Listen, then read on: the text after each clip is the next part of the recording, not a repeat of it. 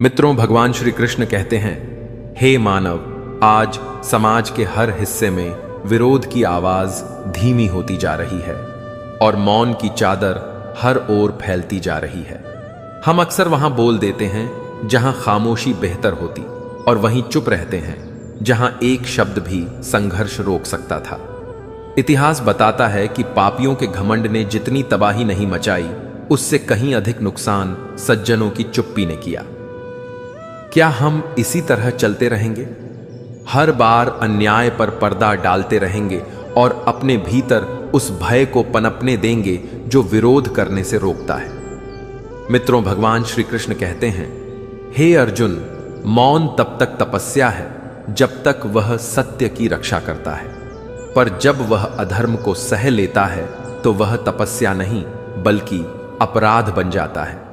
कभी कभी रिश्तों को बचाने के लिए चुप रहना उचित होता है, लेकिन जीवन भर चुप रहना उन रिश्तों की आत्मा को मार देता है।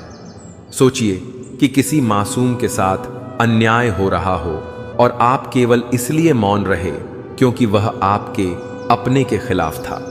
क्या वह चुप्पी आपको जीवन भर शांति देगी? जो व्यक्ति गलत का समर्थन नहीं करता वह अक्सर बोलता नहीं, पर जो समर्थन करता है वह चुप रह जाता है। शब्दों की चोट इतनी गहरी नहीं होती जितनी मौन की मार होती है, क्योंकि मौन भीतर जलता है और आत्मा तक को भस्म कर देता है।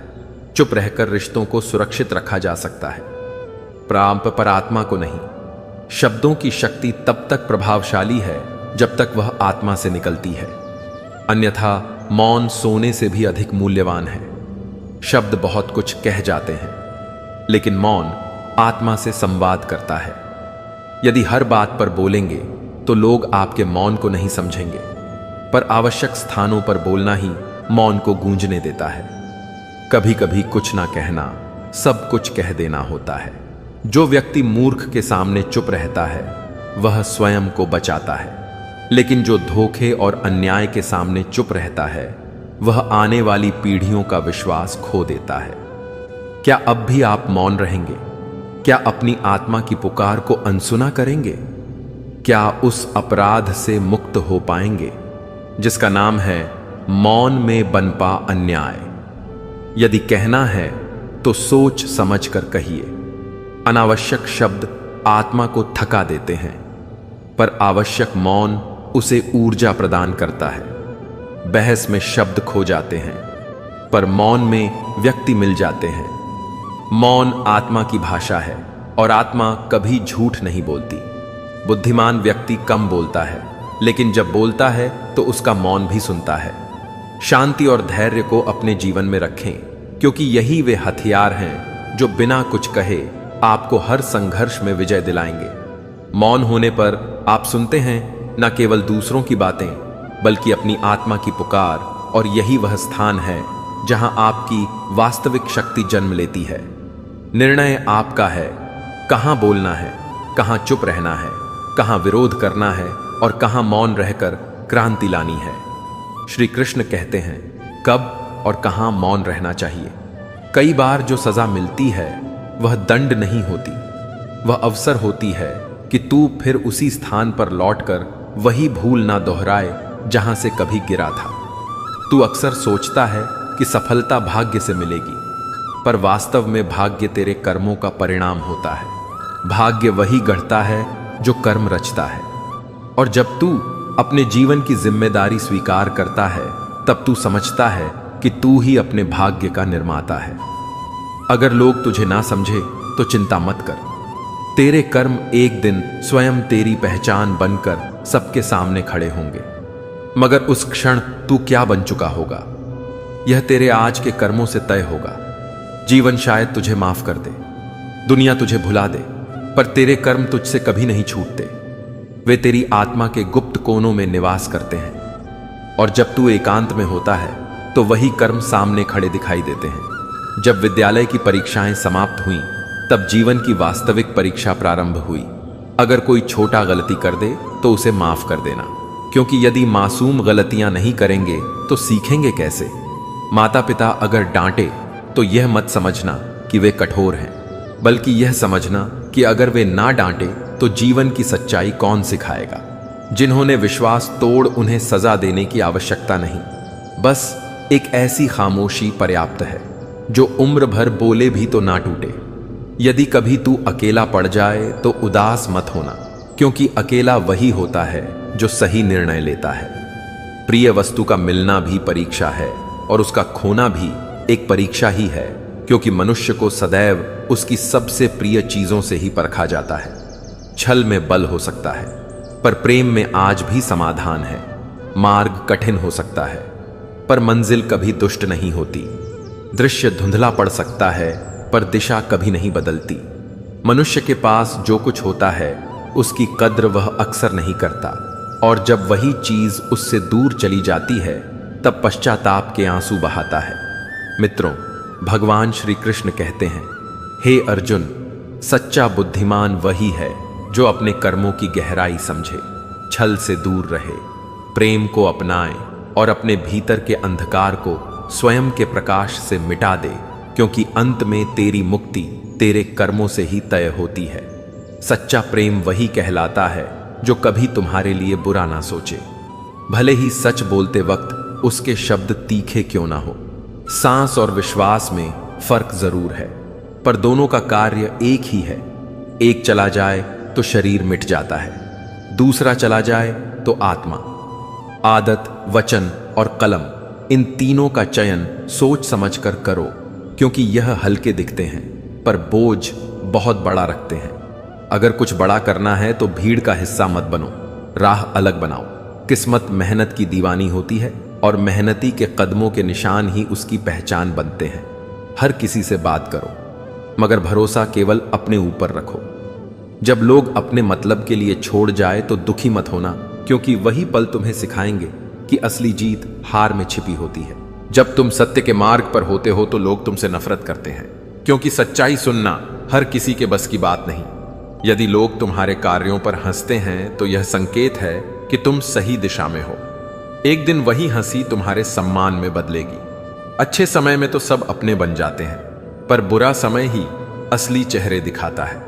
आज के इंसान के पास दिल नहीं, कैलकुलेटर है, जो हाथ मिलाने से पहले ही लाभ का हिसाब लगा लेते हैं। सलाह उसी से लो जिसका दिल निष्कपट हो, क्योंकि स्वार्थी की राय हमेशा छल से भरी होती है। इंसान की कदर उसके जाने के बाद होती है।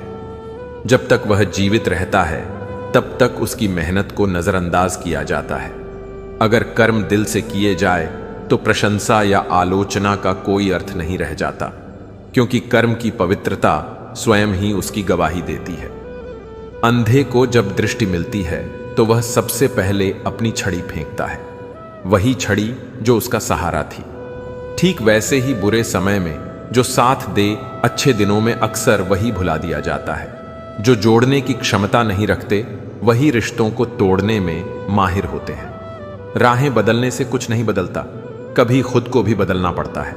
धैर्य का वृक्ष भले ही कड़वा हो, लेकिन उसका फल अत्यंत मीठा होता है। मां से पूछा गया, कब तक अपने कंधे पर सुलाओगी? मां बोली, जब तक लोग मुझे अपने कंधों पर उठा ना ले। अगर तकदीर मां के हाथ में होती तो उसमें गम का नाम भी ना होता।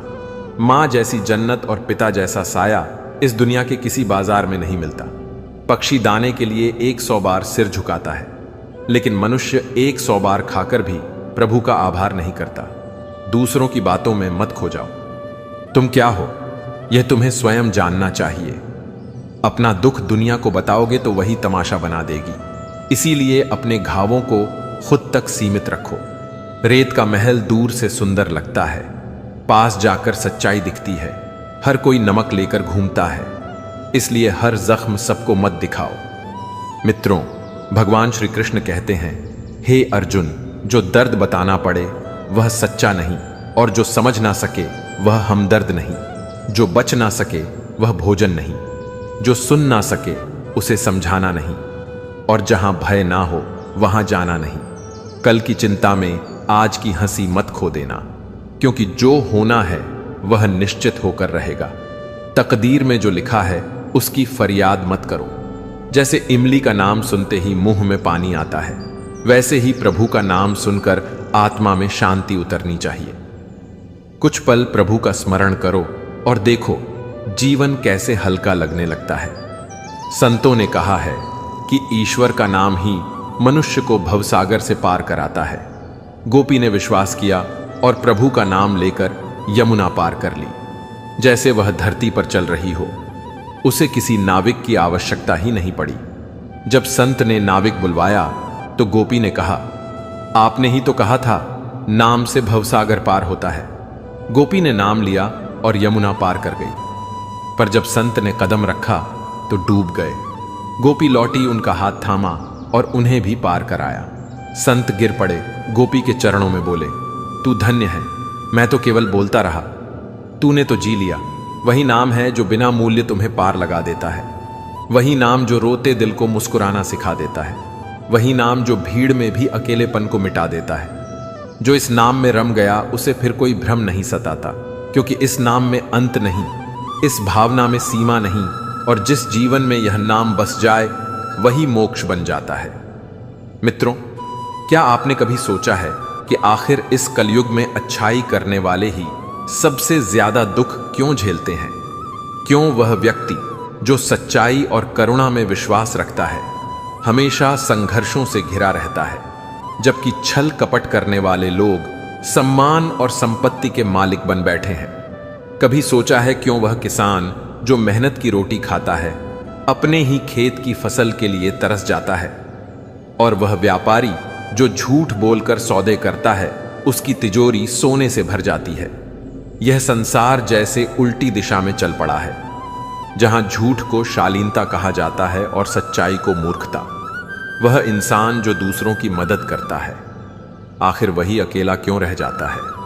जो ईमानदार है वही उपहास का पात्र क्यों बनता है? मित्रों, कभी कभी यह संसार एक कठोर परीक्षा स्थल लगता है, जहां भगवान हमारी निष्ठा नहीं, हमारी सहनशीलता की परख करते हैं। आप देखेंगे कि जो सत्य के मार्ग पर चलता है उसे पहले पत्थरों की राह मिलती है, पर उसी पथ पर अंत में ईश्वर की कृपा बरसती है। कहते हैं भगवान के दरबार में देर हो सकती है, पर अंधेर नहीं। इसी रहस्य को समझाने के लिए एक कथा प्रचलित है। कथा आरंभ होती है एक विशाल वन से, जहां हवा की गूंज, पक्षियों की पुकार और पेड़ों की सरसराहट में कोई दिव्यता समाई हुई थी। दूर कहीं से घोड़े की टापों की आवाज सुनाई दी। वह राजकुमार ध्रुवराज थे, जो तेजस्वी, धर्मपरायण और वीर बालक माने जाते थे। वे अपने घोड़े को संभालते हुए उस रहस्यमयी वन में गहराई तक जा चुके थे। दिन ढल चुका था, साथियों का कहीं पता नहीं था और चारों ओर अंधकार उतर आया था। थके मन और व्याकुल हृदय से उन्होंने एक प्राचीन वटवृक्ष के नीचे घोड़े को रोका और उसकी पीठ से उतरकर चारों ओर दृष्टि दौड़ाई। रात घनी हो चली थी। वन्य पशुओं की गर्जना वातावरण को भयभीत बना रही थी। अब वापस लौटना असंभव जान पड़ा। ध्रुवराज अपने पिता विराटगढ़ के राजा के एकमात्र पुत्र थे, वीर, विवेकी और सत्यनिष्ठ। उन्हें वन, भ्रमण और शिकार का विशेष शौक था। आज भी वे अपने मित्रों संग आए थे और सभी ने अलग अलग दिशाओं में शिकार खोजने का निर्णय लिया था। जब ध्रुवराज धनुष बाण लेकर जंगल में आगे बढ़ रहे थे, तभी अचानक उनकी दृष्टि एक अद्भुत दृश्य पर जा ठहरी। एक हिरणी जो किसी दिव्य लोक से उतरी प्रतीत हो रही थी। उसके मस्तक पर स्वर्ण का मुकुट दमक रहा था और उसके शरीर से निकलती किरणें सूर्य की आभा जैसी चमक रही थीं। वह दृश्य इतना विलक्षण था कि ध्रुवराज कुछ पल के लिए स्तब्ध रह गए। उनकी सांसें थम सी गईं। आंखों में आश्चर्य का एक गहरा भाव था। उन्होंने अपने जीवन में अनेक विचित्र पशु देखे थे, पर इतनी अलौकिक ऐसी दिव्य आभा से घिरी हुई प्राणी उन्होंने पहली बार देखी थी। पहले तो उनका मन हुआ कि वे उस दिव्य प्राणी पर तीर छोड़ दें, परंतु थोड़े ही समय में भीतर की धर्मात्मा ने उन्हें रोक दिया। यह साधारण शिकार नहीं था, यह किसी अलौकिक लोक का दूत सा प्रतीत होता था।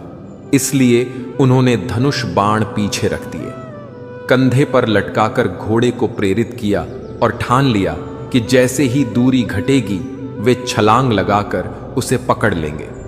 परंतु जैसे ही उन्होंने वेग बढ़ाया, वह स्वर्ण मुकुटधारी हिरणी वापस मुड़ी और उसकी बड़ी निर्मल आंखों में मानो किसी अनकहे रहस्य की झलक थी। ऐसा लगा जैसे वह राजकुमार के अंतभव को भांप गई हो। एक बिजली सी छलांग मारकर वह घने वन में ओझल हो गई और ध्रुवराज ने सब शौर्य से घोड़े को दौड़ाया, किंतु उसकी चपलता इतनी अद्भुत थी कि वह क्षण भर में नतदार हो गई। बेचैनी बढ़ती गई। चारों ओर तमतमाते अंधेरे में वे भटकते रहे, साथ ही कहीं नजर नहीं आए और लौटने का कोई ठोस मार्ग भी न दिखा। भूख प्यास ने उन्हें और अधिक असहज कर दिया, क्योंकि भोजन साथियों के पास ही था। इसी बेचैन प्रवाह में चलते चलते उनकी नजर एक विशाल वृक्ष पर पड़ी, जहां लाल फल झूल रहे थे। सेब सदृश दिखने वाले उन रसदार फलों को देखकर उनकी आशा जगी कि शायद इनसे भूख प्यास शांत हो जाएगी, और बिना सोचे वे पेड़ पर चढ़ने लगे। जैसे ही उनका हाथ फल की ओर बढ़ा, एक गंभीर और रहस्यमयी स्वर ने चेतावनी दी, सावधान, यह फल मत तोड़ना। यह आवाज सुनकर वे ठिठक कर पीछे खींच गए और चारों तरफ देखने लगे, पर वहां कोई आंखें या चेहरा दिखाई नहीं दिया। मन में प्रश्न उठे, कौन है जो अज्ञात से मुझे रोक रहा है? क्या यह कोई भ्रम है या सचमुच कोई दैय चेतना मेरी ओर इशारा कर रही है? जिज्ञासा में उन्होंने ऊंची आवाज में पुकारा, कौन हो? सामने आओ और बताओ कि तुम कौन हो। पर कोई प्रत्युत्तर नहीं मिला। कुछ क्षणों के पश्चात जब थककर उन्होंने पुनः फल तोड़ने का प्रयास किया, तब वही स्वर और भी तीव्र हुआ, नहीं राजकुमार, यह फल मत छीनो। यदि तुमने इसे तोड़ा तो तुम्हारे कर्मों के कारण एक निर्दोष मनुष्य का वध घटित होगा। यह सुनकर उनके हृदय में गहरा संकुचन हुआ और अनेक प्रश्न उमड़ पड़े। जोखिम से बचने की इच्छा ने उन्हें सताया, अतः उन्होंने कमर से खंजर निकाला और उस पर दृढ़ पकड़ बनाकर बोले, जो कुछ भी है सामने आओ और सिद्ध कर दो कि तुम कौन हो। मैं तो सुबह से थका हुआ भटक रहा हूं। यदि यह फल तुम्हारे हैं तो मैं उसका उपयुक्त दाम देने को तत्पर हूं। चारों ओर नजर दौड़ाने पर केवल ऊंचे वृक्ष, कुछ चिड़ियाओं और वन्य प्राणी ही दिखे। कोई मानव तो दूर दूर तक ना था। आखिरकार थककर वे पेड़ से नीचे उतर आए। चेहरे पर थकान और मन में बेचैनी लिए वे चारों ओर टहलने लगे, ताकि उस रहस्यमयी आवाज के स्रोत को ढूंढ सके। परंतु काफी देर तक खोजने के बावजूद भी कोई सजीव अस्तित्व उन्हें नजर नहीं आया, न कोई छाया, न कोई हलचल। अब भूख और प्यास ने उनकी विवेक शक्ति को कुंद कर दिया था। मन में विचार आया कि शायद यह सब उनकी कल्पना मात्र थी, कोई भ्रम जिसने उन्हें छल लिया। वे स्वयं से बुदबुदाए, यदि यहां कोई होता तो अब तक मेरे सामने आ चुका होता। और जैसे ही उन्होंने यह कहा, वे फिर से पेड़ पर चढ़ गए। धीरे से बोले, अब मेरी भूख मेरे संयम से बड़ी हो रही है। यदि यह फल किसी का है तो वह आकर ले ले, अन्यथा अब मैं इसे तोड़ने को बाध्य हूं। क्रोध और असहायता में उन्होंने झटके से एक फल तोड़ लिया, लेकिन जैसे ही वह फल उनके हाथ में आया, पूरे जंगल में एक हृदय विदारक चीख गूंज उठी, मानो किसी निर्दोष पर घातक वार कर दिया गया हो। हवा स्थिर हो गई, पत्तियां कांपने लगीं, और उसी क्षण एक गूढ़ ककात की आकेमनी करुण और अदृश्य आवाज ने कहा, राजकुमार, तुम्हारे हाथों एक पवित्र आत्मा का अंत हो गया है। यह सब तुम्हारे कर्मों का परिणाम है। राजकुमार के कानों में यह शब्द गूंजे तो उनका दिल तेजी से धड़कने लगा। माथे पर पसीना छलक आया। वे भयभीत होकर बोले, कौन है वहां? सामने आओ। यह कैसी माया है? परंतु कोई उत्तर ना मिला, केवल सन्नाटा था। अचानक उनकी दृष्टि अपने हाथ में पकड़े फल पर पड़ी और दृश्य ने उन्हें भीतर तक हिला दिया। उस फल से रक्त की बूंदें टपक रही थीं। उनका चेहरा पीला पड़ गया। भय के मारे उन्होंने फल को फेंक दिया, और जैसे ही वह धरती पर गिरा, उसमें से अग्नि की लपट उठी जो पल भर में फल को राख में बदल गई। विस्मित राजकुमार ने पेड़ की ओर देखा। अब बाकी फल भी भयानक प्रतीत हो रहे थे, मानो हर एक फल के भीतर किसी जीव की आत्मा तड़प रही हो। वह भय और जिज्ञासा से कांपते हुए बड़बड़ाने लगे, यह असंभव है, फल में रक्त कैसे हो सकता है। तभी गूंजा एक गंभीर परंतु शांत स्वर, यह फल नहीं है राजकुमार, यह मनुष्य है, और मनुष्य में रस नहीं रक्त बहता है। राजकुमार ने कांपती नजरों से पीछे देखा। वहां एक तेजस्वी वृद्ध खड़े थे, जिनके नेत्रों में दिव्यता और मुख पर तप की आभा झलक रही थी। वे गेरुए वस्त्रों में थे, एक हाथ में लकड़ी की छड़ी और दूसरे में तुलसी की माला थी। उनके चेहरे की शांत थी और गहराई देखकर राजकुमार के मन में श्रद्धा और भय दोनों ने घर कर लिया। उन्होंने हाथ जोड़कर पूछा, बाबा आप कौन हैं और यह कैसे संभव है कि मनुष्य फल बन जाए। वृद्ध ने मधुर किंतु गूढ़ स्वर में कहा, पुत्र तुम्हारा आश्चर्य स्वाभाविक है, क्योंकि तुम उस सत्य से अभी परिचित नहीं जो इस वन के हृदय में छिपा है। चलो मेरे साथ, मैं तुम्हें सब स्पष्ट कर दूं। राजकुमार ने बिना विलंब किए उनके पीछे कदम बढ़ाए। वे दोनों घने पेड़ों, कांटेदार झाड़ियों और ऊबड़ खाबड़ पगडंडियों से होकर गुजरे। कुटिया साधारण थी, भीतर एक चटाई बिछी थी, कोने में मिट्टी का घड़ा और कुछ पुराने बर्तन रखे थे। सब कुछ एक साधक के त्यागपूर्ण जीवन का प्रमाण दे रहा था। बाबा ने उसे स्नेह से बैठने का संकेत किया और स्वयं भी सामने बैठे। उन्होंने मुस्कुराकर कहा, पुत्र तुम्हारा शरीर थक चुका है और पेट भूखा है, पहले कुछ अन्न जल ग्रहण करो, फिर मैं तुम्हारे प्रश्नों का उत्तर दूंगा। राजकुमार ने सिर झुकाकर सहमति दी। बाबा ने घड़े से शीतल जल निकाला और सामने रखा।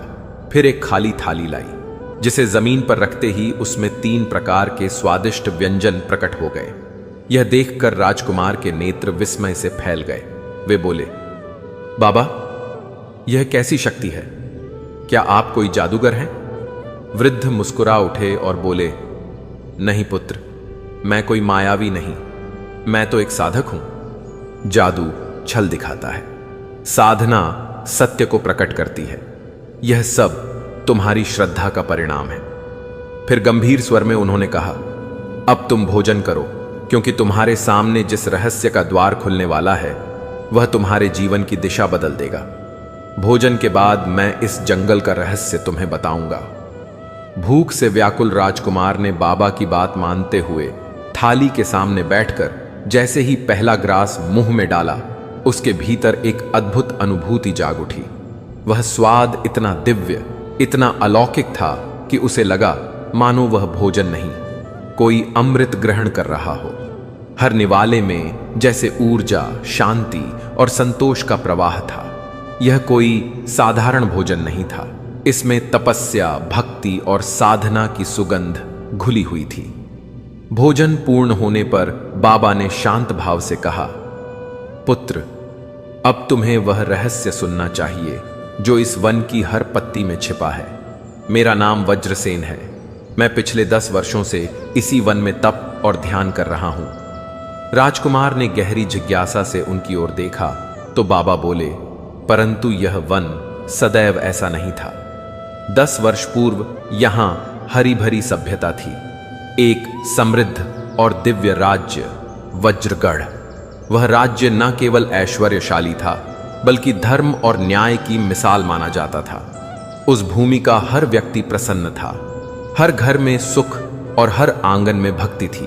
वहां के राजा अत्यंत न्यायप्रिय, दयालु और प्रजापालक थे। वे अपनी प्रजा को परिवार मानते थे और हर दिन उनका भला करने के लिए तत्पर रहते थे। बाबा की आवाज में इतिहास की करुणा झलक रही थी। राजकुमार ध्यान से सुन रहे थे। बाबा आगे बोले, राजा की एकमात्र पुत्री थी राजकुमारी स्वर्णलता। वह न केवल सौंदर्य की मूर्ति थी, बल्कि ज्ञान, विनम्रता और साहस की भी प्रतीक थी। वह अपने पिता की तरह धर्मप्रिय थी, प्रजा की भलाई के लिए कार्य करती और राज कार्य में निपुणता से सहयोग देती थी। लोग कहते थे कि उसका हृदय इतना पवित्र है कि उसकी दृष्टि मात्र से रोगी भी स्वस्थ हो जाते हैं। किंतु पुत्र, हर पूर्णता के पीछे कोई अधूरी कहानी छिपी होती है और हर सुख की छाया में किसी पीड़ा की परछाई रहती है। बाबा का स्वर गंभीर हुआ। वज्रगढ़ के सुख और समृद्धि की इस कथा में भी एक ऐसा अध्याय था जिसने सब कुछ बदल डाला। वह राज्य जो स्वर्ग समान था अचानक श्रापित बन गया। यह सारा परिवर्तन उस राजमहल में घटी। एक घटना से प्रारंभ हुआ जिसने इस भूमि को जंगल में बदल दिया। राजकुमार की सांसें भारी हो उठी।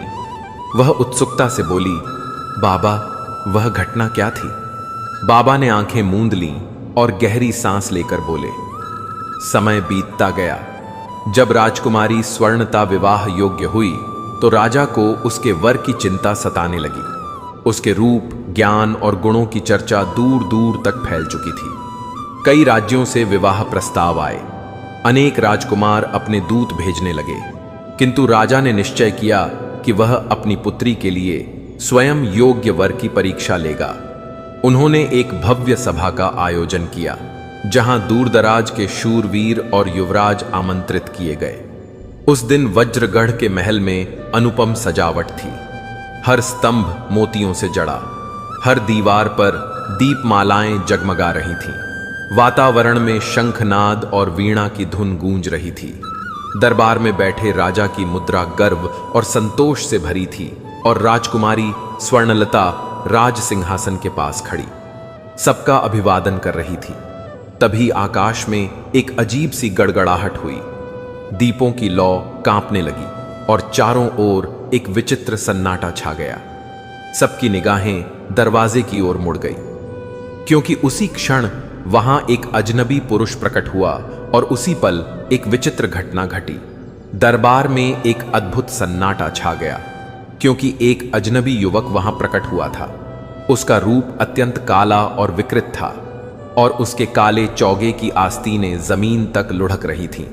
उसकी लाल आंखों में एक अजीब सी तेज चमक थी, जो देखते ही लोगों के रोंगटे खड़े कर रही थी और दरबारी उसे घूरते ही रहे, क्योंकि इतने भयानक चेहरे का स्वर पहले कभी सामने ना आया था। राजकुमारी स्वर्णलता भी वहीं थी और जैसे ही उसकी दृष्टि उस अनचाहे आगंतुक पर पड़ी, उसका तन अनायास कांप उठा। राजा ने कठोरता से पूछा, तुम कौन हो और यहां आने का तुम्हारा कारण क्या है? उस युवक ने ठंडी मुस्कान के साथ धीरे से उत्तर दिया, महाराज, मैं जादू नगरी का राजकुमार हूं। मेरा नाम काला जादूगर है और मैं एक विशेष उद्देश्य से आया हूं। यह सुनते ही दरबार में हलचल फैल गई।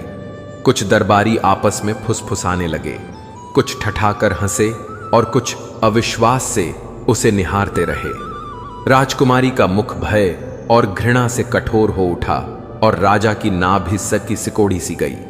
उन्होंने गर्जित स्वर में कहा कि केवल राजसी उपस्थिति ही काफी नहीं, शौर्य, धर्म और चरित्र भी आवश्यक है। परंतु काला जादूगर कुछ भी विचलित ना हुआ। गहरा सांस लेकर उसने कहा कि सुंदरता केवल दृश्यमान नहीं, आंतरिक भी होती है और जो मैं चाहता हूं उसे मैं किसी भी कीमत पर प्राप्त कर लेता हूं। यह बात सुनकर दरबार में क्रोध की लपटें फैल गईं और सभी में आक्रोश समा गया। राजा की यह गर्जना समूचे दरबार में गूंज उठी, लेकिन काला जादूगर उसकी चेतावनी से तनिक भी भयभीत नहीं हुआ, बल्कि तिरस्कार भरी मुस्कान के साथ एक कदम आगे बढ़ा और निर्भीकता से राजकुमारी स्वर्णलता का हाथ पकड़ लिया, जिसे देखकर समूचा दरबार अवाक रह गया। सन्नाटा छा गया और हवा तक जैसे थम गई। जादूगर की आंखों में उग्रता की ज्वाला नाच रही थी। वह दहाड़ते हुए बोला, जिसमें साहस हो वह मुझे रोक कर दिखाए। यह सुनते ही राजकुमारी भय से कांप उठी। राजा का क्रोध अब अपनी सीमा से पार हो चुका था। उन्होंने तलवार उठाई और गूंजती आवाज में सैनिकों को आदेश दिया, इस अधर्मी को तुरंत पकड़ो और यहीं उसका अंतकरीन अंत कर दो। राजा का आदेश सुनते ही सैनिक तलवारें खींचकर जादूगर की ओर झपटे, लेकिन उस दुष्ट ने शांत मुख मुद्रा बनाए रखते हुए एक हाथ ऊपर उठाया और रहस्यमयी मंत्रों उच्चारण करने लगा। उसकी हथेली से अचानक धकती अग्नि की लपटें फूट पड़ीं और क्षण भर में सैनिकों को अपनी आगोश में ले लिया। उनका शरीर राख में बदलने लगा। महल की दीवारों पर भय की छाया फैल गई। लोग चीखने लगे। कुछ दरबारी भयभीत होकर भागे। कुछ मूर्छित होकर जमीन पर गिर पड़े। राजकुमारी अपने को छुड़ाने के लिए पूरी शक्ति से संघर्ष कर रही थी, लेकिन जादूगर की पकड़ लोहे की जंजीरों जैसी कठोर थी। वह उसे घसीटते हुए द्वार की ओर ले जाने लगा। स्वर्णलता चीख उठी, मुझे छोड़ दो, कोई तो बचाओ। परंतु जादूगर का हृदय पत्थर बन चुका था। उसकी आंखों में केवल अभिमान की ज्वाला थी। हर सैनिक उसके विरुद्ध खड़ा होने का प्रयास करता, पर वह अपनी तंत्र शक्ति से एक एक कर सबको मृत्यु की नींद सुला देता। चारों ओर विनाश का तांडव मच गया। सारा राजमहल भय और धुएं से भर गया। तभी स्वर्णलता की दृष्टि पास खड़े एक गिरे हुए सैनिक की तलवार पर पड़ी। उसने बिजली जैसी तेजी से तलवार को मयान से खींचा और बिना किसी झिझक के पूरी शक्ति से जादूगर के वक्ष में भोंक दी। जादूगर की आंखें फैल गईं। उसके होठों से भयावह चीख निकली। उसके शरीर से काले धुएं का गुब्बार उठने लगा। उसकी पकड़ ढीली पड़ गई और वह भूमि पर गिरते हुए छटपटाने लगा। उसकी आवाज गूंजते हुए दूर तक फैल गई। उसकी मृत्यु के साथ ही हवा में एक अजीब सन्नाटा भर गया और पूरा महल स्तब्ध हो गया। सभी की आंखें उस जादूगर पर टिक गई, जो अब धीरे धीरे भूमि पर ढह रहा था। उसकी आंखें खुली की खुली रह गईं और कुछ ही क्षणों में उसका शरीर आखिरी सांसें गिनने लगा। वह तड़पता हुआ कुछ पल जमीन पर लौटा और फिर एकदम शांत हो गया। उसकी निश्चल देह देखकर पूरा दरबार स्तब्ध रह गया। वहां उपस्थित हर व्यक्ति को विश्वास ही नहीं हुआ कि यह वही जादूगर है जिसने कुछ क्षण पहले महल में आतंक मचा दिया था। लेकिन जैसे ही उसकी अंतिम सांस निकली, तभी उसके शरीर से धुएं की एक हल्की लहर उठी और अगले ही पल वह लहर भयंकर अग्नि में बदल गई। आग की ज्वालाएं इतनी प्रचंड थी कि पलक झपकते ही उसका पूरा शरीर भस्म होकर राख का ढेर बन गया। उसकी चीखों की गूंज हवा में विलीन हो गई। राजा ने अपनी तलवार नीचे की। राजकुमारी ने राहत की सांस ली और दरबारी धीरे धीरे अपने स्थानों से उठ खड़े हुए। अब भय की जगह एक अजीब सी शांति फैलने लगी। महल में पसरा अंधकार जैसे धीरे धीरे मिटने लगा था। लेकिन यह राहत अधिक देर तक टिक नहीं पाई, क्योंकि उसी क्षण एक तीखी, करुण और भयावह आवाज ने सन्नाटे को चीर दिया। पूरा राजमहल कांप उठा। दीवारें गूंजने लगीं और दीपक एक एक कर बुझने लगे। घने धुएं के बीच अचानक एक विकराल वृद्धा का रूप प्रकट हुआ। उसके चेहरे की झुर्रियों में वर्षों का क्रोध समाया था। उसके बाल बिखरे हुए और आंखें अंगारों की तरह लाल थीं। उसकी आवाज में विलाप और प्रतिशोध दोनों मिलकर एक अजीब भय पैदा कर रहे थे। वह जमीन पर बैठकर छाती पीटने लगी। उसकी करुण चीखें हर दिशा में गूंज उठीं। हाय, मेरा सब कुछ लुट गया, मेरी दुनिया उजड़ गई। फिर अचानक उसने सिर उठाया। उसकी आंखें अंगारों की तरह चमकी और उसने राजा की ओर उंगली उठाते हुए चिल्लाई, इस राजकुमारी ने मेरे पुत्र को मार डाला, मेरे इकलौते पुत्र, मेरे प्यारे काले जादूगर को। उसके शब्दों में इतना तीखा विष था कि पूरा दरबार एक बार फिर भय से कांप उठा और राजा के मुख पर क्रोध की लहर दौड़ गई। उन्होंने कड़क आवाज में सैनिकों को आदेश दिया कि इस दुष्ट को तुरंत समाप्त कर दो। सैनिक तलवारें निकालते हुए उसकी ओर बढ़े, लेकिन जादूगरनी की आंखों में एक अद्भुत और दिव्य चमक थी। वह क्रूरता से हंसते हुए राजा की ओर देखती रही और बोली, मेरे पुत्र की मृत्यु का दंड तुम्हें और तुम्हारी पुत्री को मिलेगा। अब तुम्हारी बेटी मेरी सेवा में रहेगी। मैं इसे अपने साथ ले जा रही हूं। यह कहकर उसने राजकुमारी स्वर्णिता की ओर हाथ बढ़ाया और किसी भयानक मंत्र का उच्चारण किया। अगले ही क्षण राजकुमारी एक चीख तक नहीं निकाल पाई और अदृश्य हो गई। महल में अफरा तफरी मच गई। सैनिक तलवारें उठाकर जादूगरनी पर टूट पड़े, लेकिन वह जोर से हंसते हुए हवा में विलीन हो गई और उसी समय पूरे महल पर घना अंधकार छा गया। ऐसा अंधकार कि मानो समूचा राज्य निगल लिया गया हो। चारों ओर भय और कंपन फैल गया।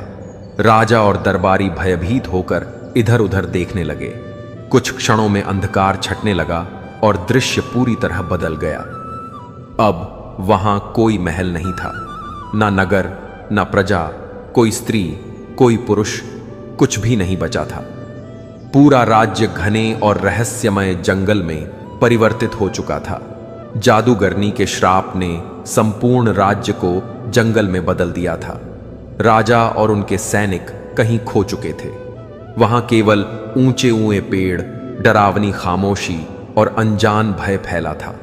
वज्रगढ़ के लोग अब इस श्रापित जंगल में कैद थे। कोई वृक्ष के फलों में बदल गया, कोई चिड़िया बनकर डालियों पर फड़फड़ाता, किसी को भेड़िए का रूप दिया गया और किसी को नाग का। इस श्राप से केवल राजा जीवित बचे थे, पर अब वह अकेले रह गए थे। ना महल, ना सेना, ना प्रजा। पहले तो उन्हें लगा कि वे किसी अजनबी वन में, लेकिन ध्यान देने पर उन्हें समझ आया कि यह उनका राज्य है। बस अब वह पहले जैसा नहीं रहा। राजा पूरे दिन जंगल में भटकते रहे। चारों ओर केवल पेड़ पौधे और भय ही भय था। टहनियां मानो हाथ जोड़कर विनती कर रही हों और पक्षियों की आवाजें अब मधुर नहीं बल्कि पीड़ा की चीखों जैसी लग रही थी। फिर घने कोहरे के बीच वही जादूगरनी पुनः प्रकट हुई। उसकी आंखों में वैसी ही अग्नि जल रही थी। उसने राजा को घूरते हुए कहा कि अब तुझे जीवन भर इस जंगल में अकेले रहना होगा। तेरे महल, तेरे दरबार, तेरी प्रजा सभी इस जंगल में मिल गई है। अब यही जंगल तेरा राज्य है और यहीं तुझे अपनी अंतिम सांस लेनी होगी। राजा दुख और क्रोध से करा उठा। कांपते हुए बोला, तूने यह क्या किया? मेरी प्रजा तो निरपराध थी, उन्हें यह श्राप क्यों दिया? जादूगरनी जोर से हंसी और उसकी डरावनी आवाज जंगल में गूंज उठी। मुस्कुराते हुए बोली, राजा, मैं चाहती हूं कि तू अकेले तड़पता रहे। मैंने तुझसे सब कुछ छीन लिया है। अब तू अपनी गलती का पश्चाताप करेगा। इतना कहकर वह वृद्धा काले धुएं में विलीन हो गई। राजा अपनी बेबसी पर रोते हुए भूमि पर गिर पड़ा। आंखें बंद करके प्रभु से प्रार्थना करने लगा, हे भगवान, मुझसे कौन सी भूल हुई कि मेरी प्रजा को यह दंड मिला? कृपा करके मार्ग दिखाइए। भूखा, प्यासा और थका हुआ वह वहीं पड़ा रहा। उसकी आंखों से अश्रु बह रहे थे और हृदय में पश्चाताप की ज्वाला जल रही थी। तभी एक मधुर, शांत और दिव्य प्रकाश प्रकट हुआ। उस तेजोमय प्रकाश में से एक वृद्ध संत प्रकट हुए। उनके चेहरे पर गहरी शांति और करुणा की ज्योति झलक रही थी। राजा उन्हें देखकर जाग उठा। वह घुटनों के बल गिर पड़ा और कांपती आवाज में बोला, बाबा, मेरी प्रजा को बचाइए, मेरी पुत्री को बचाइए। कृपा करके इस श्राप को समाप्त कर दीजिए। वृद्ध संत मुस्कुराए। उन्होंने राजा के सिर पर हाथ रखा और बोले, हे राजन, जो हुआ वह प्रारब्ध था, पर हर संकट का कोई उपाय भी होता है। यदि तुम्हारे हृदय में सच्चा पश्चाताप है तो मैं एक मार्ग बताता हूं। राजा ने विनम्रता से पूछा, कृपया बताइए बाबा, कौन सा उपाय है? संत ने गहरी सांस ली और बोले, यह सरल नहीं है, लेकिन यदि तुम सफल हुए तो तुम्हारा राज्य पुनः वैसा ही हो जाएगा जैसा पहले था। तुम्हें अपनी पुत्री को खोज कर लाना होगा। केवल वही इस श्राप को समाप्त कर सकती है। राजा यह सुनकर चौंक गया। उसने व्याकुल होकर पूछा, बाबा, मेरी बेटी कहां है? बाबा ने शांत स्वर में आकाश की ओर देखा और बोले, वह जादूगरनी के मायावी महल में कैद है, जो इस जंगल से बहुत दूर काले पहाड़ों के पार स्थित है। वहां पहुंचना किसी सामान्य मनुष्य के लिए आसान नहीं है। राजा यह सुनकर मौन हो गया। उसकी आंखों में चिंता और दुख झलकने लगे।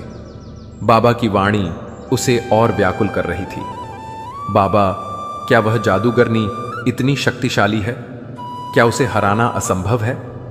राजा ने कांपते हुए पूछा।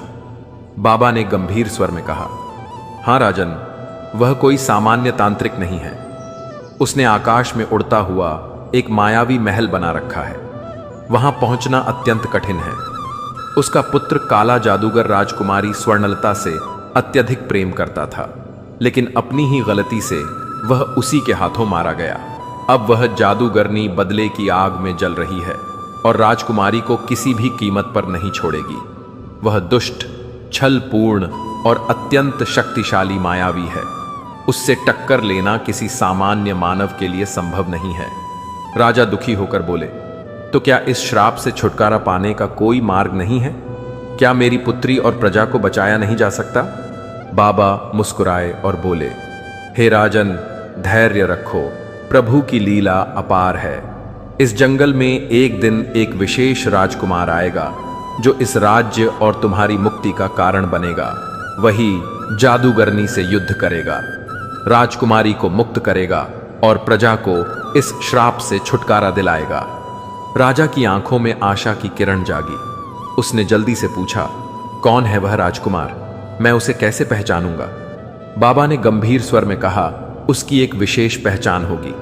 उसके बाजू पर एक सितारे के आकार का तिल होगा और जब वह इस जंगल में शिकार खेलने आएगा तब उसे एक सुनहरे मुकुट वाली हिरणी दिखाई देगी। वह राजकुमार उस हिरणी को पकड़ने का प्रयास करेगा, लेकिन इसी प्रयास में वह अपने साथियों से बिछड़ जाएगा और फिर तुम्हारे पास पहुंचेगा। उस समय तुम उसे सब कुछ विस्तार से बता देना, क्योंकि वही राजकुमार तुम्हारे और इस राज्य के उद्धार का कारण बनेगा। बाबा की बातें सुनकर राजकुमार ध्रुवराज के मन में आश्चर्य की लहर दौड़ गई। यह कोई साधारण बात नहीं थी, यह तो एक दिव्य भविष्यवाणी थी, एक चमत्कार जैसा। वह मन ही मन सोचने लगा और उसकी आंखों में गहरी जिज्ञासा और विस्मय झलक उठा। उसने धीमी आवाज में पूछा, क्या क्या आपने कहा कि मैं ही वह राजकुमार हूं?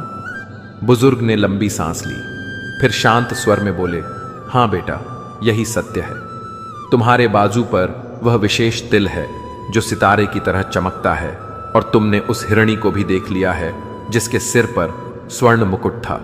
यही वे संकेत हैं जिनका यह अभिशप्त जंगल 10 वर्षों से इंतजार कर रहा था।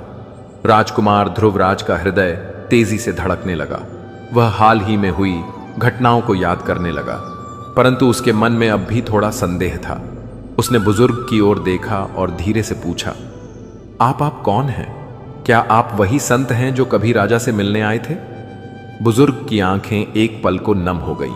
उन्होंने गहरी सांस ली और बोले, नहीं बेटा, मैं कोई संत नहीं हूं। मैं वही दुखी राजा हूं जिसे उस दुष्ट जादूगरनी ने श्राप देकर इस वन में कैद कर दिया है। राजकुमार के मुंह से एक धीमी चीख निकल पड़ी और उसकी आंखें आश्चर्य से फैल गईं। आप वही राजा है? राजा ने सिर झुकाकर कहा, हां बेटा, जब वह असली संत मुझसे मिलने आए थे, उन्होंने मुझे धैर्य रखने और ईश्वर की भक्ति में लीन होने का उपदेश दिया था, और यही राह उन्होंने दिखाई कि किसी वीर के आने तक प्रतीक्षा करूं जो इस अभिशाप को तोड़ेगा। आरंभ में यह जंगल मेरे लिए तंग और अंधेरे से भरा कक्ष था।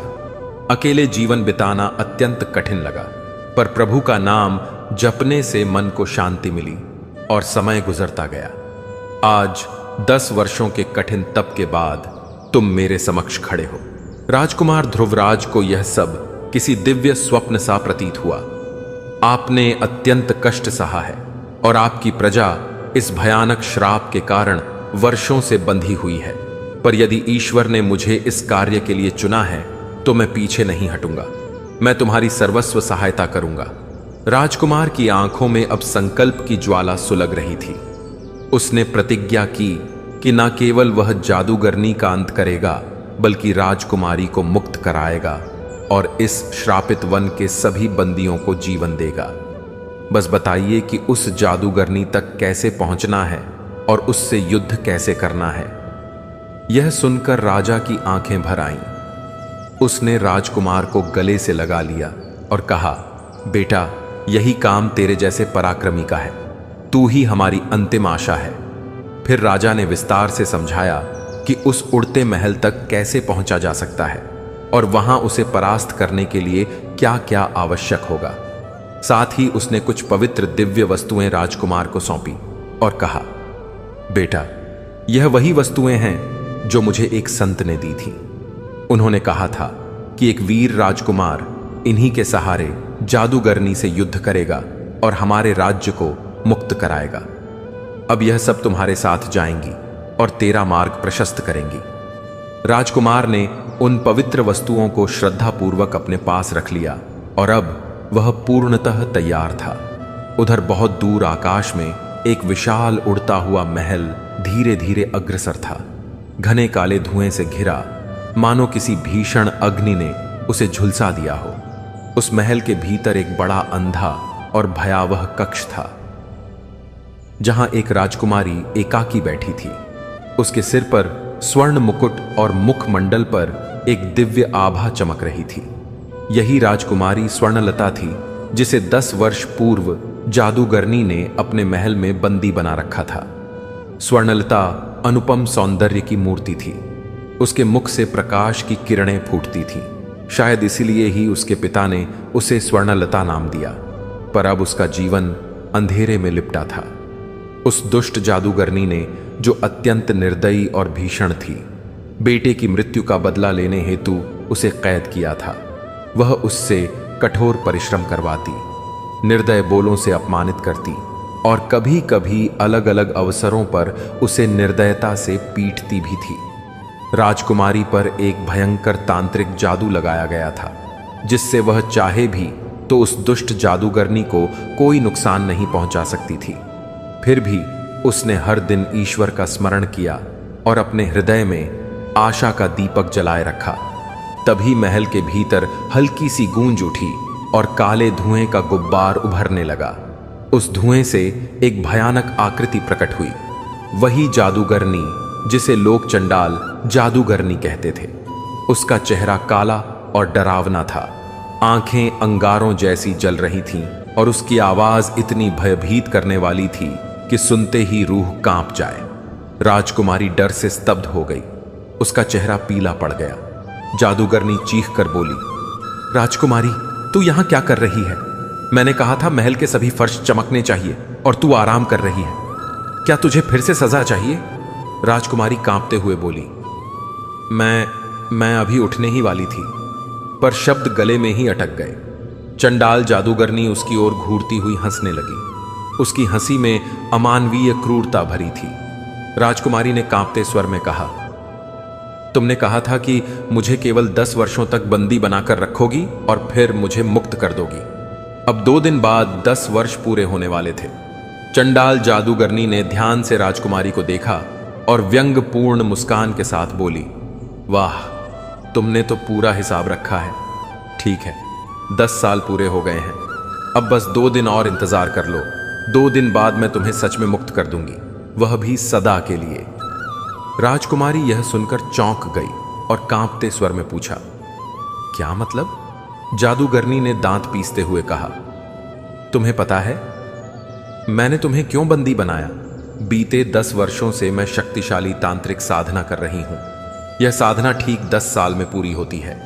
अब 2 दिन बाद मैं तुम्हारी आत्मा को शरीर से अलग कर दूंगी और अपनी आत्मा को तुम्हारे शरीर में प्रवेश करा दूंगी। तब मैं फिर से जवान और सुंदर बन जाऊंगी। मेरी डरावनी सूरत हमेशा के लिए मिट जाएगी। यह कहते हुए वह जोर जोर से हंसने लगी। उसकी हंसी इतनी भयावह थी कि महल की दीवारों से टकराकर गूंज उठी। राजकुमारी के पैरों के नीचे से जमीन खिसक गई। उसे पहली बार हुआ कि अब उसके जीवन में बस 2 दिन शेष है। उसके चेहरे का रंग उड़ गया और आंखों में भय और रोष झलक रहा था। उसने क्रोधित स्वर में कहा, तू बहुत ही कपटी और पापिनी है जादूगरनी, पर मैं तुझे अपनी नीच और शैतानी योजना पूरी नहीं करने दूंगी। इससे पहले कि तू मेरी आत्मा निकालकर अपने शरीर में बसाए, मैं स्वयं अपने प्राण त्याग दूंगी। उसकी आवाज में दृढ़ संकल्प था। मैं जानती हूं कि यदि मैंने स्वयं को समाप्त कर लिया तो तेरी तांत्रिक साधना अधूरी रहेगी। मैं अब तक इस आशा में जीवित थी कि शायद तू मुझ पर दया करके मुझे छोड़ दे, पर आज तूने अपने असली इरादे प्रकट कर दिए। अब मैं किसी भी कीमत पर तेरे अधीन नहीं रहूंगी। उसकी आंखों से आंसू बह रहे थे, पर चेहरे पर आत्मबल और निश्चय स्पष्ट था। वह इधर उधर देखने लगी और उसकी दृष्टि मेज पर रखी फलों की टोकरी में तेज धार वाली छुरी पर पड़ी। राजकुमारी ने झटके में छुरी उठा ली। जादूगरनी की आंखें क्रोध से जलने लगीं। जैसे ही देखा कि राजकुमारी आत्महत्या करने वाली है, उसने तुरंत हाथ आगे बढ़ाया। उसके हाथ से बिजली जैसी चमकती किरणें निकली और सीधी राजकुमारी की ओर बढ़ी। जैसे ही किरणें उसके शरीर से टकराईं, उसका शरीर धीरे धीरे पत्थर में बदलने लगा।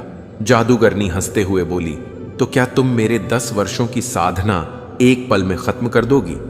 नहीं राजकुमारी, यह मैं नहीं होने दूंगी। तुम्हें इतनी आसानी से मरने नहीं दूंगी। अब राजकुमारी पूरी तरह से कठोर पत्थर में बदल चुकी थी। उसकी आंखें, चेहरा और हाथ सब कुछ कठोर पत्थर में परिवर्तित हो गए थे। जादूगरनी ने जोर से हाथ ठोकते हुए कहा, अब देखती हूं अपनी इच्छा से कैसे बचती हो। 2 दिन तक तू इसी मूर्ति की तरह रहेगी और तीसरे दिन मैं आकर तुझे नष्ट कर दूंगी। उसके बाद तेरे शरीर में अपनी आत्मा प्रविष्ट करके मैं फिर से जवान बन जाऊंगी और मेरी शक्ति 10 गुना बढ़ जाएगी।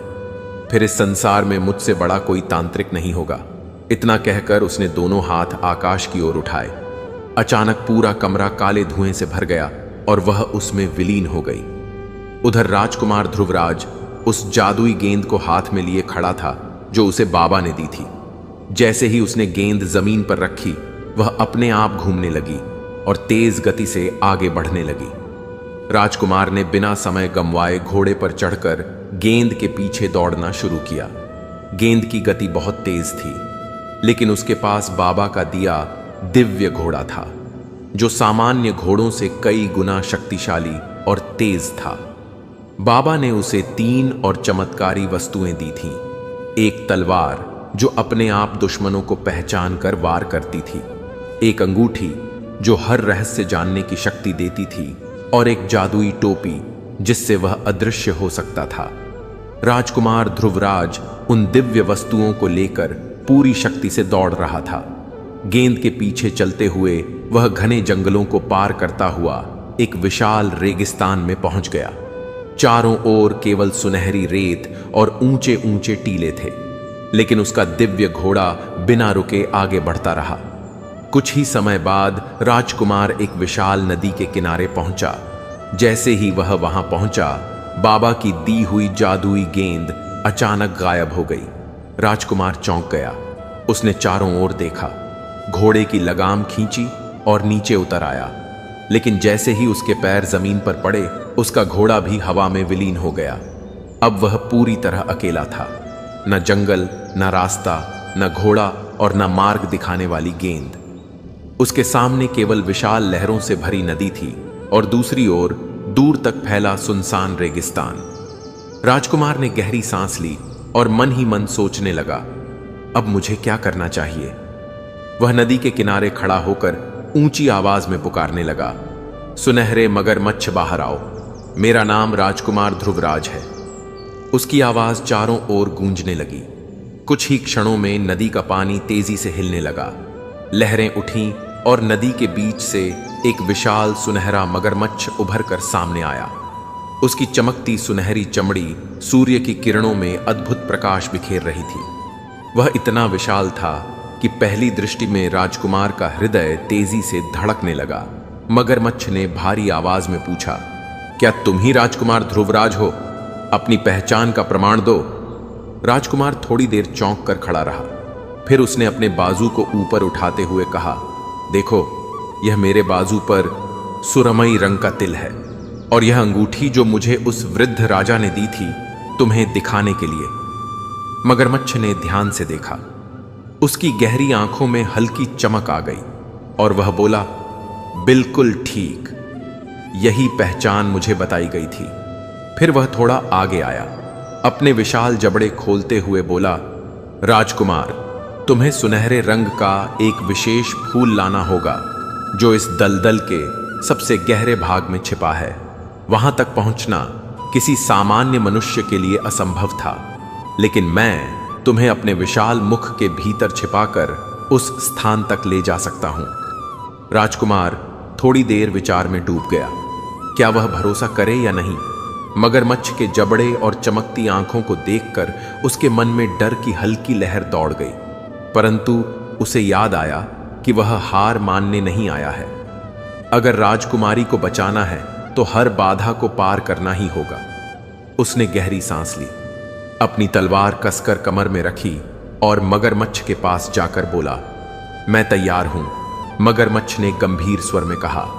इस सुनहरे फूल की 3 पत्तियां होंगी। जब तुम इन्हें तोड़कर खाओगे तो तुम्हारे भीतर दिव्य शक्ति प्रवेश करेगी।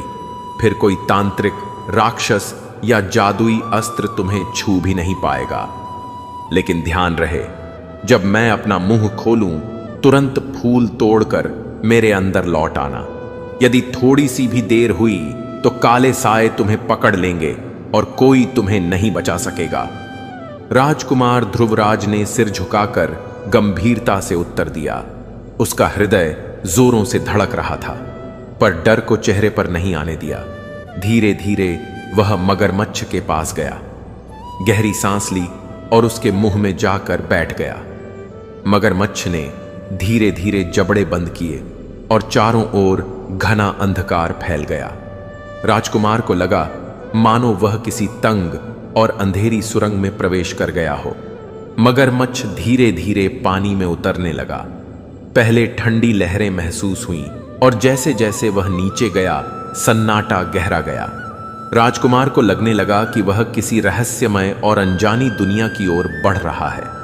काफी समय तक पानी के भीतर सफर करने के बाद मगरमच्छ की चाल धीमी हुई।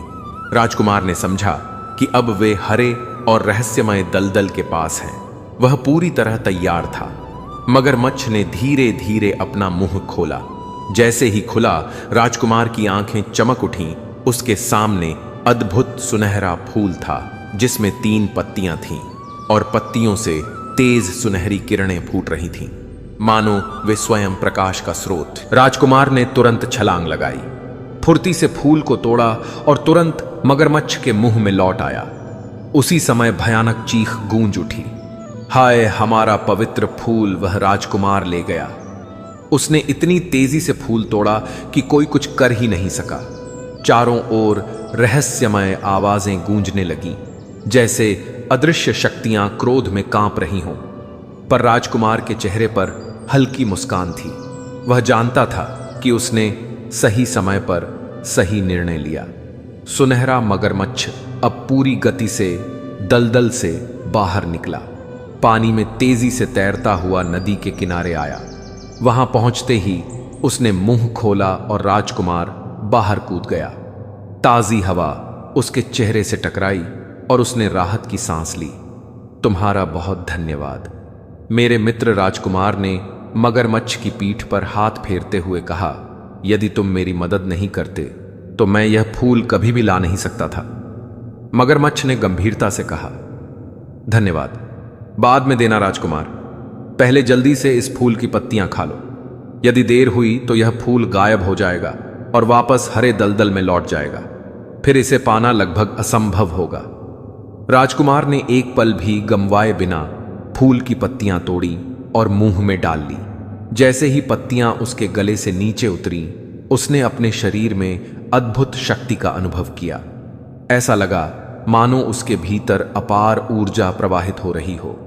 उसके हाथों में फुर्ती बढ़ गई, मांसपेशियां मजबूत और लोहे जैसी हो गईं और आंखों के सामने सब कुछ पहले से अधिक स्पष्ट और दूर तक दिखाई देने लगा। राजकुमार ने अपनी मुट्ठी कसकर कहा, ओ सुनहरे मगरमच्छ, ऐसा महसूस हो रहा है जैसे देवताओं की शक्ति मेरे भीतर समा गई हो। मगरमच्छ हल्की मुस्कान के साथ बोला, हां राजकुमार, यह साधारण फूल नहीं बल्कि देवताओं का वरदान है। इसे खाने वाले को अपार शक्ति और बुद्धि मिलती है। अब अगले कदम के लिए तैयार रहना होगा। राजकुमार ने उत्सुकता से पूछा, क्या करना होगा? मगरमच्छ बोला, अपने जूते उतारो और फिर दाएं पैर का जूता बाएं पैर में, बाएं पैर का जूता दाएं पैर में पहन लो।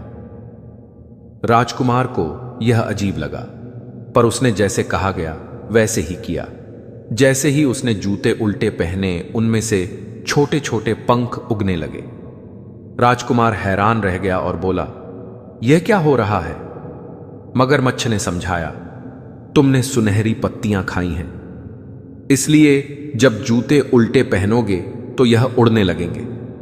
बस तुम्हें कहना है, मुझे आसमान के महल में ले चलो और जूते तुम्हें वहां पहुंचा देंगे।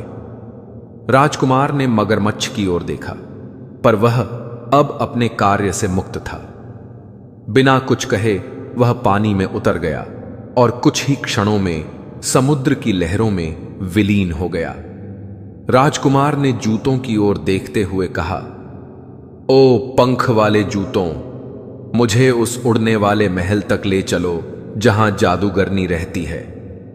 जैसे ही उसने यह कहा, जूते हलचल में आए और अगले ही पल राजकुमार का शरीर जमीन से ऊपर उठने लगा। वह धीरे धीरे हवा में ऊंचा उठा और फिर तेजी से आकाश की ओर बढ़ने लगा। चारों ओर बादल दौड़ने लगे और ठंडी हवा उसके चेहरे से टकरा रही थी। अब वह सीधे उस जादुई महल की ओर बढ़ता हुआ तेजी से ऊपर उठता जा रहा था। ठंडी हवाएं उसके चेहरे से टकरा रही थी और चारों ओर घने बादल घुमड़ रहे थे। कई घंटे लगातार उड़ने के बाद उसे काले बादलों के बीच एक भयानक, डरावना और विशाल उड़ता हुआ महल दिखाई दिया। महल का रंग गहरा काला था, मानो अंधकार ने उसे अपने गर्भ में समेट लिया हो। जैसे ही उसकी नजर उस रहस्यमयी महल पर पड़ी, उसने अपनी तलवार की पकड़ और भी मजबूत कर ली। वह महल की ओर बढ़ते ही अचानक उसके सामने 4 विशाल सांप प्रकट हो गए। यह साधारण सांप नहीं थे, इनके विशाल चमकते पंख थे और वे हवा में तेजी से उसकी ओर बढ़ रहे थे। उनकी आंखों में आग जैसी चमक थी और मुंह से नीली जहरीली लपटें निकल रही थीं। राजकुमार ने गहरी सांस ली और बुजुर्ग राजा की चेतावनी याद की कि यह सब रास्ते में बाधा डालने के लिए थे, लेकिन वह पूरी तरह तैयार था। जैसे ही सांप झपट्टा मारने आए, उसने अपनी उड़ने वाली जूतियों की मदद से हवा में तेजी से घूमते हुए तलवार से उन पर वार करना शुरू किया। उसकी तलवार जैसे ही किसी सांप से टकराई, वह दहाड़ते हुए जल उठा और देखते ही देखते राख में बदल गया। कुछ ही पलों में उसने चारों सांपों को नष्ट कर दिया। वह फिर से काले महल की ओर बढ़ा, लेकिन रास्ता अब और भी कठिन हो गया। अचानक 2 विशाल शेर उसके सामने प्रकट हुए। यह भी साधारण नहीं थे। उनके विशाल पंख थे और वे आसमान में गरजते हुए उड़ रहे थे।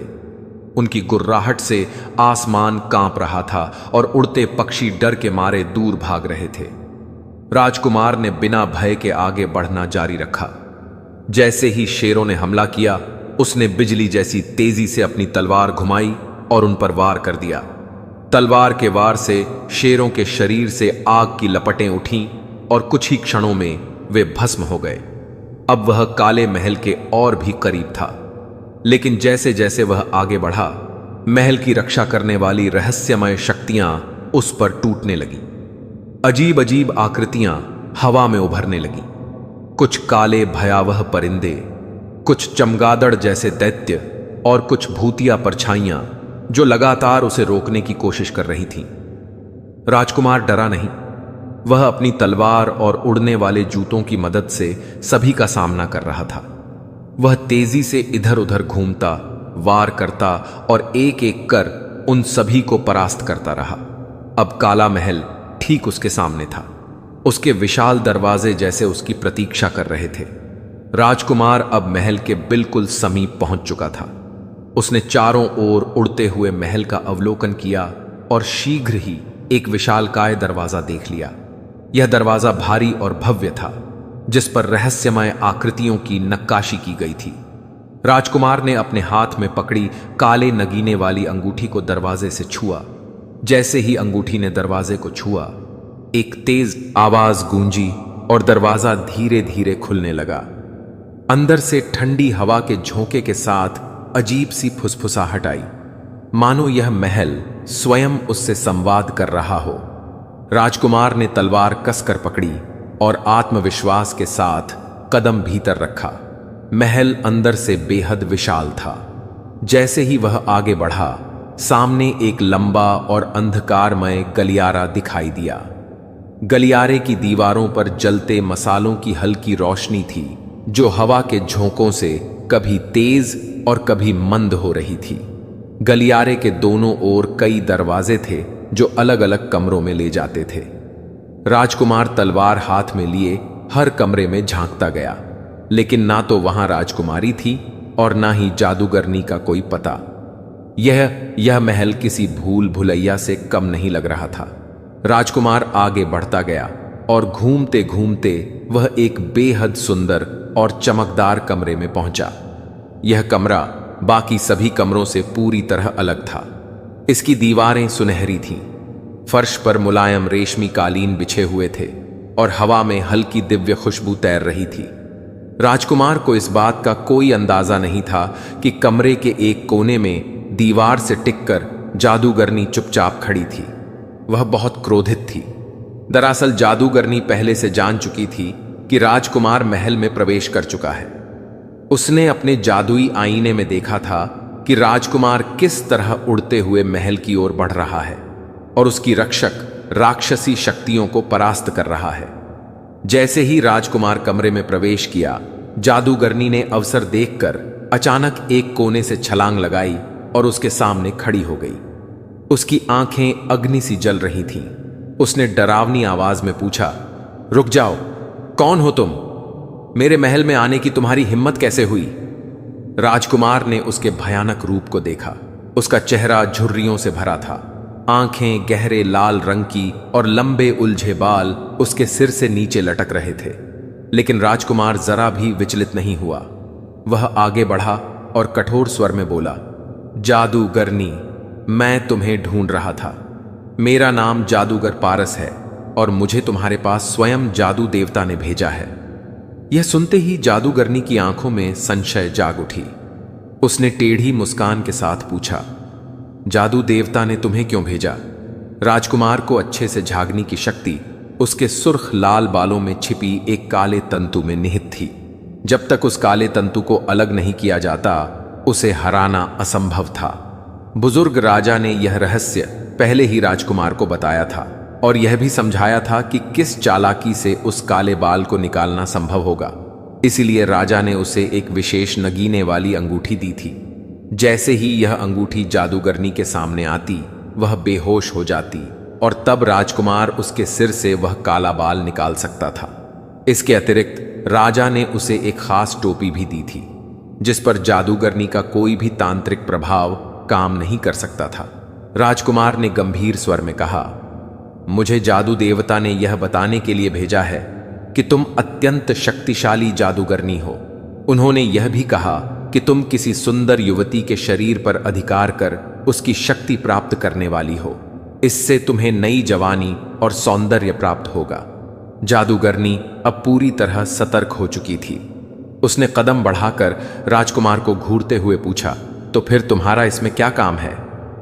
राजकुमार ने हल्की मुस्कान के साथ उत्तर दिया, मैं जादू देवता का विशेष पुजारी हूं।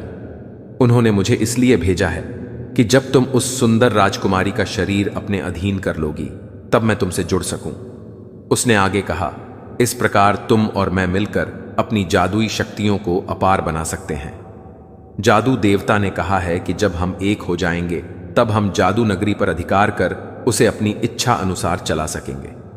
यह सुनते ही जादूगरनी की आंखों में एक अजीब सी चमक आ गई। उसने कुछ क्षण तक राजकुमार को ध्यान से देखा, फिर संदेह भरी आवाज में बोली, अगर तुम सच कह रहे हो तो फिर तुमने मेरे महल की रक्षक शक्तियों का नाश क्यों किया?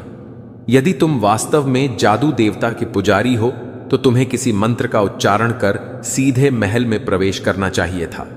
राजकुमार ने शांत मुस्कान के साथ कहा, अगर मैं सीधे महल में आता तो तुम मुझ पर शक कर सकती थी। इसलिए मैंने जानबूझकर तुम्हारी शक्तियों का सामना किया ताकि तुम अपनी आंखों से मेरी क्षमता देख सको। मुझे पूरा विश्वास है कि तुमने मुझे उन बलाओं से लड़ते हुए देखा होगा। क्या कोई साधारण मनुष्य उनका सामना कर सकता था? यह सुनकर जादूगरनी कुछ क्षण सोच में पड़ गई। उसने आंखें संकरी की और गहरी सांस लेते हुए राजकुमार को ध्यान से देखने लगी। राजकुमार ने महसूस किया कि अब वह उसकी बातों पर भरोसा करने लगी थी। अपने नाटक को और प्रभावशाली बनाने के लिए उसने धीरे से तलवार जमीन पर रख दी। वह चाहता था कि जादूगरनी को लगे कि वह अब पूरी तरह निश्चिंत है और उसके साथ कोई छल नहीं कर रहा। जैसे ही तलवार जमीन पर गिरी, जादूगरनी के चेहरे पर संतोष झलकने लगा। वह अब पूरी तरह राजकुमार की बातों पर विश्वास कर चुकी थी। राजकुमार ने विश्वास जताते हुए कहा, अरे हां, मुझे याद आया, जादू देवता ने तुम्हारे लिए एक विशेष अंगूठी भेजी है। यह अंगूठी तुम्हारी शक्ति को कई गुना बढ़ा देगी। तुम तुरंत इसका नगीना निगल लो और इस सुंदर युवती का जीवन समाप्त कर दो। फिर अपनी आत्मा को उसके शरीर में डालकर हमेशा के लिए जवान और आकर्षक बन जाओ। राजकुमार थोड़ा और झुकते हुए बोला, हम इस पवित्र कार्य में क्यों विलंब करें? जैसे ही यह पूरा होगा हम विवाह करेंगे और फिर जादू नगरी की ओर बढ़ेंगे। वैसे वह लड़की कहां है? उसे यहां बुलाओ, मैं स्वयं इसे समाप्त करना चाहता हूं। जादूगरनी अब उसके शब्दों में पूरी तरह उलझ चुकी थी। उसकी आंखों में भविष्य के सपने झलकने लगे। उसने हल्की मुस्कान के साथ हामी भरी और बोली, ठीक है, मैं अभी उसे बुलाती हूं। यह कहते हुए जादूगरनी ने अपनी तांत्रिक शक्तियों का प्रयोग